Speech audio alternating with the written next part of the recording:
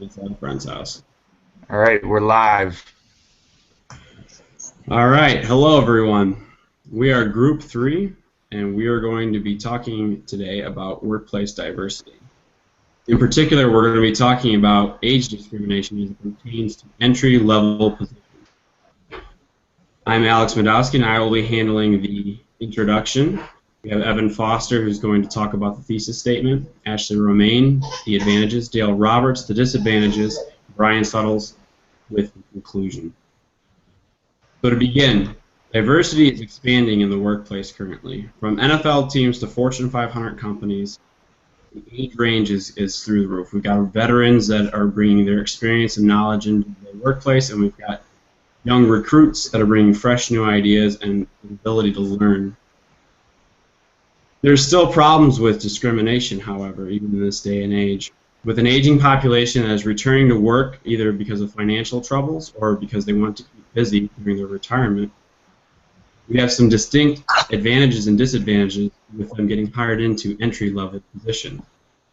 The Wall Street Journal notes an advantage that they have more experience and knowledge to bring to the table, and that employers are actually looking for this experience in entry-level jobs now that the market has been flooded with lots of applicants. However, Alex Johnson with NBC News details the fact that they're bad with technology and that the learning curve between the older population and the new recruits out of college is incredibly vast. A personal story that I have in the workplace, we hired in a material planner, which was an entry-level job at a manufacturing plant in Warren, Michigan. We hired a lady in who was about 58, and she seemed to do well in the job at first. She had worked in the industry before. She had a lot of experience actually with the technology that we were using, the programs, and it looked like she was going to do very well. However, she was only in it for the money, as she had lost much of her retirement funds in the 2009 economic downturn. And as such, she had no ambition to do her job well, and because the stress of the job was far too high, she ended up quitting a month later.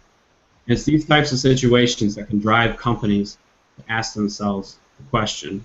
Now Evan will cover. All right, thank you. So the exact question we decided on was, do you believe older employees in entry-level positions are discriminated against? And we chose this for many reasons. One of them being that there's a saturated workforce, and there's many older employees that are now being forced into lower wage jobs. The next being that we felt that older employees in upper level positions are discriminated against less, say in a negative context. There are often CEOs or high-level managers who might not receive the same discrimination as an entry-level older employee. Also, you don't hear this exact question on the news much. It's very hard to quantify who exactly is discriminating, what is the ages. You might hear some things on immigration or union protests, but it's pretty hard to quantify this issue. But we're going to take a look at many of the advantages and disadvantages. First, we need to understand the question a little bit better and define some parts of the question. I found some good definitions for age discrimination in a book called Age Discrimination, A Historical and Contemporary Analysis by John McNichol. He says, age discrimination in employment refers to the use of crude age proxies in personal decisions relating to hiring, firing, promotion, retraining, and most notably, mandatory retirement. Now, they are quick to point out that this is different than ageism.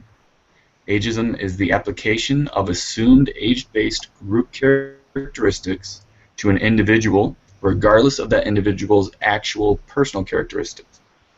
So it's important that we don't mix up the two, as these two are often swapped when we're talking about age discrimination, and we're not going to cover ageism today. I also got some good information from the Bureau of Labor Statistics in 2008. just over half of the United States 147 million member workforce is 40 years old and older. The number, from 2008 to 2016, the number of workers aged 25 to 54 is expected to rise 2.4%. However, the number of workers between 55 and 64 is expected to climb 36.5% in comparison. So as we had talked before, there's a large group of people, of older workers, that are still in the workforce and going to continue to grow in the workforce. A personal interview I did was with Gwen. She is a custodian at Wayne State and a grandmother. I had asked her this question among some others, and she gave me some pretty good responses. She said, if you feel like you are less than others, or she said, if you think that you are less than others, you will feel like it. And it shows on the outside, and you feel it on the inside. She said she doesn't feel less than anyone, and she's fortunate to have a job. And although it doesn't pay as well as higher positions, everyone is extremely nice to her, and she likes to return the favor. So in conclusion, it is important to note the question at hand, the definition of the question, and that this question has many variables and there's not a solid answer. But we will be looking at the advantages and disadvantages of having older employees in entry-level positions in the workforce. Next up is Ashley.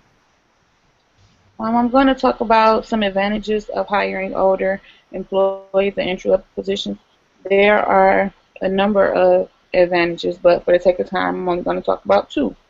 The first advantage is experience. Employers are looking for entry-level employees who have experience. Older employees usually outweigh the younger employees in this category. Having experience means that it's less time needed from the company to train the employee because they have some type of understanding of what's going on in the company, and they can utilize those skills to basically train themselves in the same position. Experience means that older employees are also able to help out other employees who may need help on anything, and they have the knowledge to help them when management can't get to them quickly.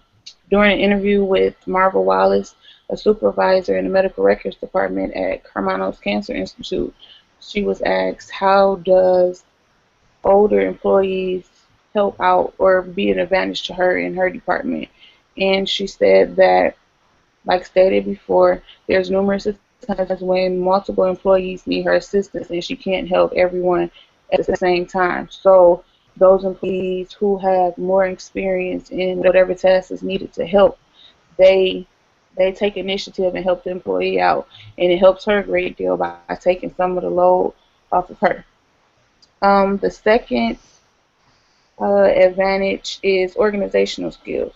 Older employees tend to be more organized, and that just comes along with experience. They've learned how to set aside enough time for them to get through with each task that's needed from them on a day-to-day basis. Whereas younger employees haven't quite mastered that skill, so they may become overwhelmed with the workload, and by the end of the day, they don't have all of their things completed. In an article entitled 12 Benefits of Hiring Older Workers, found on entrepreneurs.com, it says it was said more than 1 million man-hours are lost each year simply due to workplace disorganization. So organization skills is a big asset to think about when hiring an employee, and more than likely older employees possess that skill. So for these two reasons that I think are important, older employees are better employees to go with when hiring entry-level positions. Now Dale will talk about disadvantages. While there are many reasons for an older individual to hold an entry-level position, such as the recent recession we had that sent millions back to college, to retire is for a way to make some extra cash. As we have heard, there are many great things older employees bring to an entry-level job, such as being more dependable, loyal, experienced.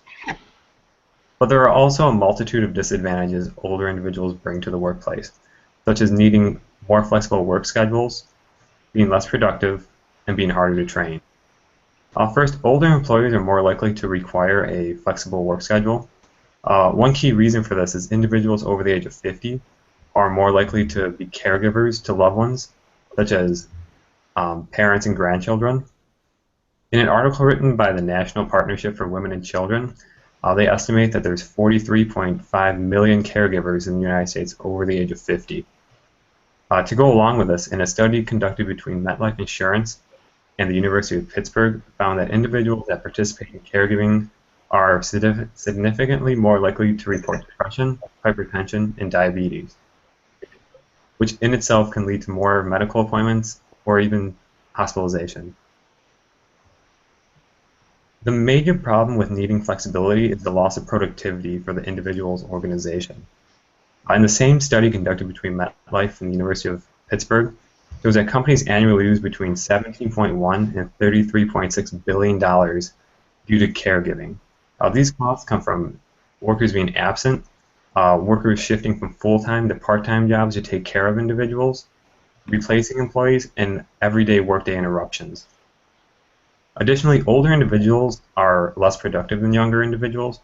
In an article that researched Belgium businesses found that employees over the age of 49 are less productive than their younger counterparts. It should be noted that older individuals that work in labor positions are less productive due to wear and tear on the body.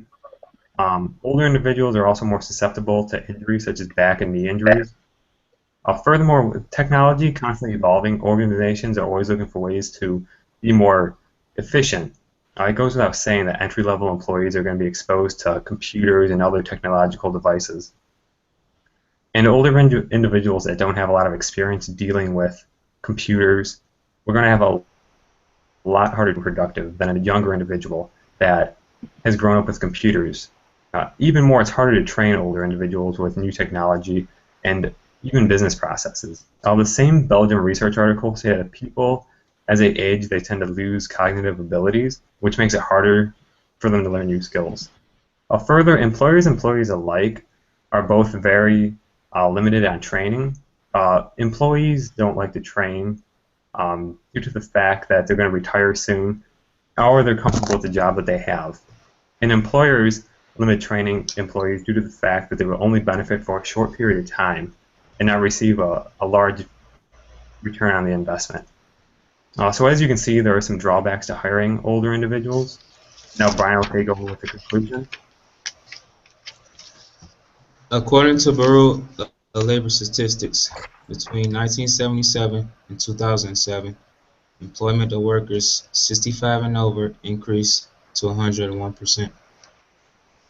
During that time, the number of employed men 65 and over increased to 75%, as the number of employed women 65 and over increased almost double to 147%. While those numbers are impressive for elderly workers, the numbers changed for workers over the age of 75 and over. In 2007, 0.8% of workers 75 and older were employed. Just if you were curious to see which state have the most workers that are 55 and up, I have that information for you. According to Governor, Nebraska leads the nation at 49%. That's almost half of their population working. North Dakota are close behind them at 48.9%. Maryland is at 43% to make the last of the top 10. Our state, Michigan, is at 32% of workers ages 55 and older. Older workers work just about as much as younger workers. We know in today's society, everybody needs to work. It's not like back in the 1990s where you can retire at age 55. Population Reference Bureau states that the number of older workers that are employed full-time are increasing in the United States. Although it may look like a bad idea, They believe it is a good thing because they can save more money for retirement and moderate the labor shortage, according to Population Reference Bureau. Me personally, I believe if elderly workers want to work, they should work part-time and not full-time. The long hours and working 8 hours a day put a lot of wear and tear on elderly workers, especially women. There is a woman at my job who works full-time, and she complains to me that her knees be swollen from all the standing up throughout the week. That's why I try to help her out as much as I can, because I couldn't imagine my grandmother doing all of this heavy lifting. In conclusion, we believe elderly workers are discriminated in an entry-level position. We believe older employees are treated differently than their younger counterparts. Some disadvantages we discussed were work flexibility, less productive, and harder to train. Advantages of having elder workers were they have experience, loyalty, dependability, and save the company money. Last but not least, we discovered that elderly full-time employees have increased over the last 30 years. This is why we believe elderly workers are discriminated in an entry-level position. All right. Thank you, Bryant. Right. Thanks, everybody.